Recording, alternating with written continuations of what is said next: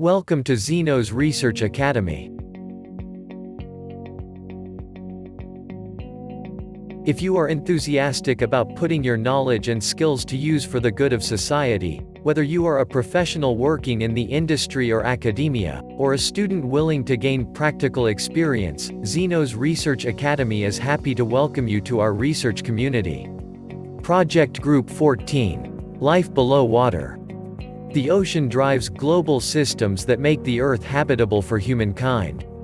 Our rainwater, drinking water, weather, climate, coastlines, much of our food, and even the oxygen in the air we breathe, are all ultimately provided and regulated by the sea.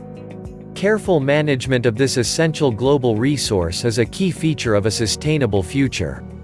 However, at the current time, there is a continuous deterioration of coastal waters owing to pollution, and ocean acidification is having an adversarial effect on the functioning of ecosystems and biodiversity.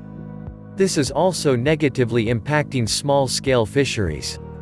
Saving our ocean must remain a priority. Marine biodiversity is critical to the health of people and our planet. Marine protected areas need to be effectively managed and well-resourced, and regulations need to be put in place to reduce overfishing, marine pollution and ocean acidification. Targets. 14.1. By 2025, prevent and significantly reduce marine pollution of all kinds, in particular from land-based activities, including marine debris and nutrient pollution. 14.2. By 2020, sustainably manage and protect marine and coastal ecosystems to avoid significant adverse impacts, including by strengthening their resilience, and take action for their restoration in order to achieve healthy and productive oceans.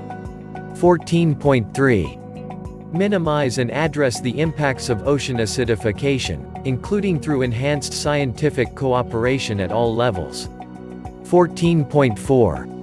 By 2020, effectively regulate harvesting and end overfishing, illegal, unreported, and unregulated fishing and destructive fishing practices, and implement science-based management plans, in order to restore fish stocks in the shortest time feasible, at least to levels that can produce maximum sustainable yield as determined by their biological characteristics.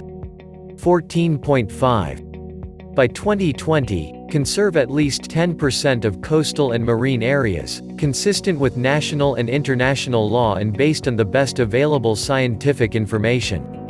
14.6. By 2020, prohibit certain forms of fisheries subsidies which contribute to overcapacity and overfishing. Eliminate subsidies that contribute to illegal, unreported, and unregulated fishing, and refrain from introducing new such subsidies, recognizing that appropriate and effective special and differential treatment for developing and least developed countries should be an integral part of the World Trade Organization fisheries subsidies negotiation.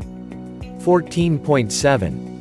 By 2030, increase the economic benefits to small island developing states and least developed countries from the sustainable use of marine resources, including through sustainable management of fisheries, aquaculture and tourism.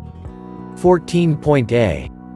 Increase scientific knowledge, develop research capacity and transfer marine technology, taking into account the Intergovernmental Oceanographic Commission criteria and guidelines on the transfer of marine technology, in order to improve ocean health and to enhance the contribution of marine biodiversity to the development of developing countries, in particular, small island developing states and least developed countries. 14.b. Provide access for small-scale artisanal fishers to marine resources and markets. 14.c. Enhance the conservation and sustainable use of oceans and their resources by implementing international law as reflected in UNCLOS, which provides the legal framework for the conservation and sustainable use of oceans and their resources, as recalled in paragraph 158 of The Future We Want. www.zenos.academy